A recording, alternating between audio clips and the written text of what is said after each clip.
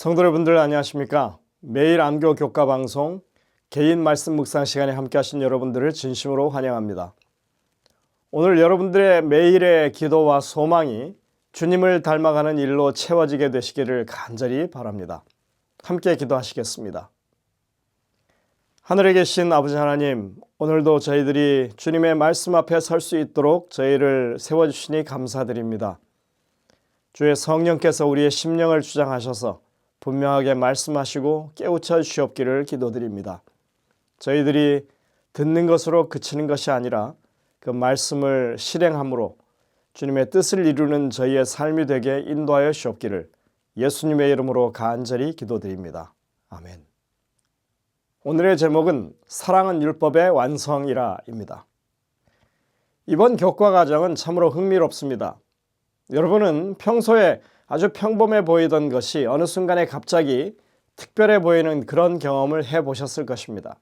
예를 들어서 새벽에 나뭇잎에 맺혀 있는 이슬방울이 아주 영롱하게 보인다든지, 장미꽃잎의 그 색상이 너무 아름답고 그리고 촉감이 정말 신비할 정도로 부드럽게 느껴진다든지 하는 그런 순간 말입니다. 이번 기회에 우리가 다루고 있는 사랑과 공의가 그런 것이라는 생각이 듭니다. 평소에 잘 알고 있다고 생각했었는데 이번에 막상 이 주제를 묵상하고 연구를 하다 보니까 예전에는 미처 깨닫지 못했던 새로운 깨달음을 가질 수 있었습니다. 사랑과 공의 그리고 사랑과 율법, 지난 시간에 우리가 배웠던 은혜와 율법에 대한 이 모든 것들은 같은 주제의 다른 표현들이라고 생각이 됩니다. 이 둘의 상관관계는 아무리 강조해도 지나치지 않습니다. 결코 분리할 수 없는 것들입니다. 성경은 사랑하는 것이 율법을 이루는 것이라고 분명히 말씀합니다. 이 얼마나 일관된 선언인지 모르겠습니다. 바울은 로마서 13장 8절부터 10절에서 남을 사랑하는 사람은 율법을 다 이루었다고 가르칩니다. 즉 이웃 사랑은 율법을 이루는 일이라고 하는 것입니다. 바울은 여기에 10계명의 후반부 6계명을 나열한 다음에 이 모든 것이 내 이웃을 사랑하라 하신 그 말씀 가운데 다 들었다고 그렇게 정리해 줍니다. 이어서 바울은 사랑은 율법의 완성이라고 그렇게 선언합니다. 하나님께서 율법을 통해 우리에게 무엇을 원하시는지 너무나 명백하게 보여주시는 말씀들입니다. 사랑하라는 것입니다. 율법은 우리에게 사랑을 명령합니다. 그리고 이 말씀들은 마태복음 5장 17절에서 예수님이 말씀하신 내가 율법이나 선지자를 폐하러 온 줄로 생각지 말라. 폐하러 온 것이 아니요 완전하게 하려 함이라고 말씀했던 그 말씀과도 직결됩니다. 사랑이신 예수님이 이 땅에 오셔서 하신 일은 율법의 요구를 이루신 것이었습니다. 즉 온전한 사랑을 행하신 것을 말합니다. 그래서 바울은 예수님은 율법의 마침이라고 그렇게 말했습니다. 이 마침이라고 하는 단어는 율법을 끝낸다 그리고 율법을 폐한다는 그런 의미가 아닙니다. 율법을 완성하시고 이루셨다는 말입니다. 그리고 율법을 통해서 구원받고자 하는 그런 일을 이제 끝내셨다고 하는 의미가 되기도 하는 것입니다. 신약 성경의 이런 말씀들을 통해서 우리는 율법을 이루는 사랑은 어떤 사랑인지 알 수 있습니다. 이런 사랑이 어떤 모습으로 나타나는지를 확인할 수 있습니다. 우리는 이미 그 해답을 잘 압니다. 그것에 대해서 갈라디아서 5장 14절은 이렇게 말합니다. 온 율법은 내 이웃 사랑하기를 내 자신같이 하라 하신 한 말씀에서 이루어졌다. 여러분들 이것만큼 더 확실한 그런 말씀이 있을까요? 율법이 요구하는 사랑은 바로 이웃 사랑입니다. 우리가 하나님을 사랑한다면 이웃 사랑으로 그것이 증명되는 것입니다. 예수님이 그 모본을 보여주셨고 우리는 주님을 따라 순종하며 살아가는 것입니다. 이번 교과를 통해서 우리는 하나님의 율법에 순종한다고 하는 것이 무엇을 의미하는지에 대해서 이제껏 우리가 잘못 생각해 왔던 것을 바로잡으려고 하는 듯이 거듭거듭 반복해서 이 교과가 강조하는 것을 보았습니다. 성경이 강조하는 것은 바로 이웃사랑입니다. 그것이 하나님의 율법을 지키는 사랑의 증거라고 하는 것입니다. 마태복음 23장 23절 24절에서 예수님은 바리새인들과의 대화 가운데 율법에 더 중요한 것이 무엇인지를 말씀하십니다. 그리고 우리는 이 말씀과 신명기 5장 그리고 이사야 58장의 말씀을 비교하면서 살펴봐야 할 것입니다. 이 구절은 율법에, 특히 이 안식일 계명을 포함한 이 율법에서 정의와 구원에 대한 하나님의 뜻이 무엇인지를 분명히 볼 수 있습니다. 화 있을진저 외식하는 서기관들과 바리새인들이여, 너희가 박하와 회향과 근체의 11조는 들이되 율법에 더 중한 바 정의와 긍휼과 믿음은 버렸도다. 그러나 이것도 행하고 저것도 버리지 말아야 할지니라. 맹인된 인도자여, 하루살이는 걸러내고 낙타는 삼키는도다. 예수님은 율법에 더 중한 바를 말씀하셨습니다. 다시 말해서 율법을 지킨다는 것이 무엇을 위한 것인지, 무엇을 목적으로 하는 것인지를 말씀하실 때 정의와 긍휼과 믿음이라고 말씀하셨습니다. 여기서 정의와 긍휼이라고 하는 것은 다른 말로 하면 공의와 사랑을 말합니다. 이것을 모르면 말씀 보는 것에 큰 문제가 있는 것이라고 하십니다. 이렇게 이제까지 쉽게 알아듣게 강조했는데 그걸 모른다면 성경을 보는데 눈먼 것과 다른 것이 없다고 말씀하신 것입니다.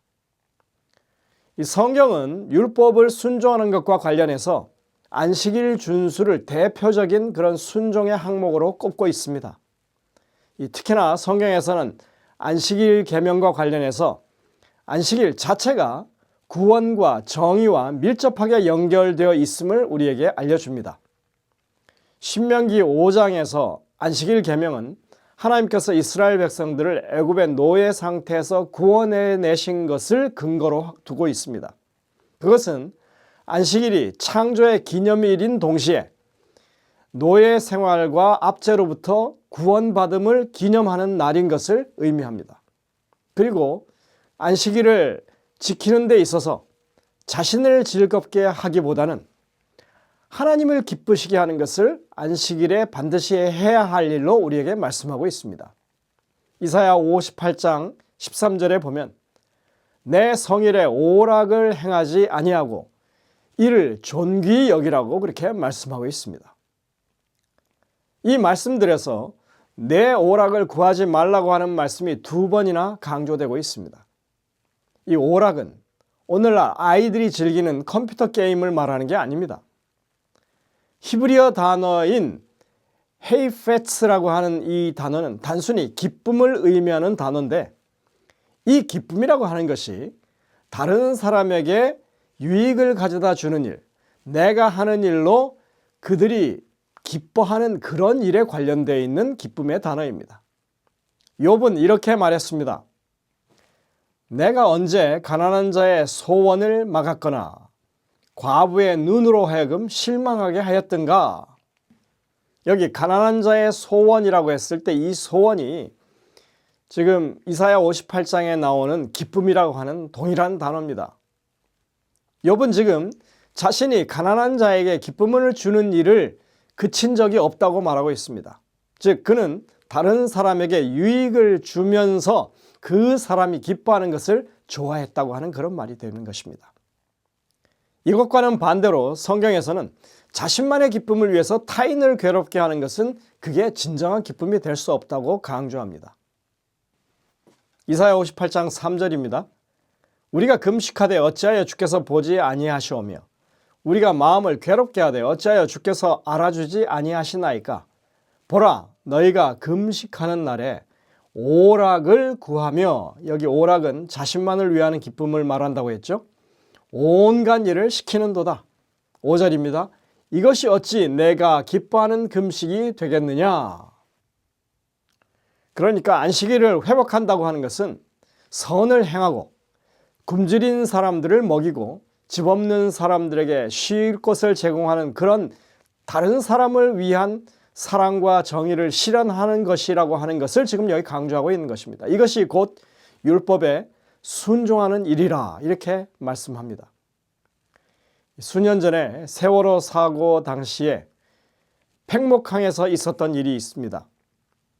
제가 인터넷에서 잠깐 봤는데 며칠 있다가 그 기사가 사라져서 다시 찾을 수 없었는데, 이 재림교회에서는 목포에 있는 교회들을 중심으로 유족들에게 매일 식사를 제공하는 그런 밥차를 운영했었습니다. 이제 안식일이 되었습니다. 그래도 이 밥차는 쉬지 않고 계속 운영되었습니다. 봉사자들을 위해서는 별도로 안식일 오후에 예배가 진행되었다고 들었습니다. 그런데 이 재림교회 밥차 옆에는 안식일을 지킨다고 공언하는 어떤 교단의 밥차도 있었습니다. 근데 안식일에 그 밥차는 문을 닫습니다. 그리고 거기에 조그만 고지문이 하나 붙었습니다. 오늘은 안식일이라 쉽니다. 여러분들은 이 상황을 어떻게 판단하시겠습니까? 근데 여러분들, 그 교단이 붙여놓은 고지문 아래에 누군가가 이렇게 글을 썼습니다. 니들은 가라. 이웃의 고통과 절실한 필요를 차치하고서 자신들의 종교적 의무만을 중시하는 이런 신앙을 사회가 거부하는 모습을 우리가 볼 수 있는 것입니다. 이사야 58장에서 말하는 진정한 안식일 회복은 이웃 사랑의 회복을 말하고 있습니다.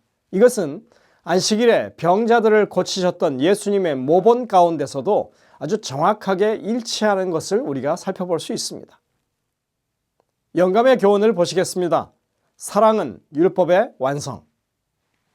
하나님의 율법은 바로 그 본질상으로 불변이다. 그것은 율법의 창시자이신 하나님의 뜻과 품성을 나타낸다. 하나님이 사랑이시므로 그분의 율법도 사랑이다. 율법의 두 가지 큰 원칙은 하나님께 대한 사랑과 사람에 대한 사랑이다. 사랑은 율법의 완성이다. 하나님의 품성은 의와 진리이며 그의 율법의 본질도 마찬가지이다. 시편 기자는 주의 법은 진리로소이다. 주의 모든 계명이 의로우시다고 말한다. 각시대의 대쟁투 467쪽입니다. 율법은 사랑의 명령들입니다. 우리 안에는 사랑이 없지만 우리는 하나님의 사랑을 반사할 수는 있습니다. 하나님께서 율법을 주실 때 그것을 순종할 수 있는 은혜도 주셨다고 했죠. 우리는 사랑할 수 있도록 기도할 수 있고 사랑의 모본이신 주님을 따라서 작은 사랑을 행할 수도 있습니다. 불평불만이나 비난을 멀리하도록 성령의 능력을 의지하면서 사랑의 말을 하도록 우리의 입술에 파수꾼이 되어주시기를 간구할 수도 있습니다. 사랑하는 일이 우리 힘으로는 불가능하다면 당연히 하나님의 도우심을 힘입어서 그것을 해야 하지 않겠습니까? 우리 현재의 삶이 그런 삶이 되도록 은혜의 보좌 앞으로 우리가 담대히 나아가는 모든 성도들이 되시기를 간절히 바랍니다. 기도하시겠습니다. 하늘에 계신 아버지 하나님, 오늘도 말씀 가운데 우리에게 분명한 깨우침을 주시니 감사드립니다. 주님의 율법을 행한다고 하는 것이 정말 사랑하는 일임을 우리가 깨우쳤습니다. 그런 일을 우리 삶에서도 모본할 수 있도록 주의 성령께서 역사하셔서 우리의 심령 가운데 진실된 그리스도의 사랑을 나타낼 수 있는 저희 모두가 되게 이끌어 주시옵기를 예수님의 이름으로 간절히 기도드립니다. 아멘.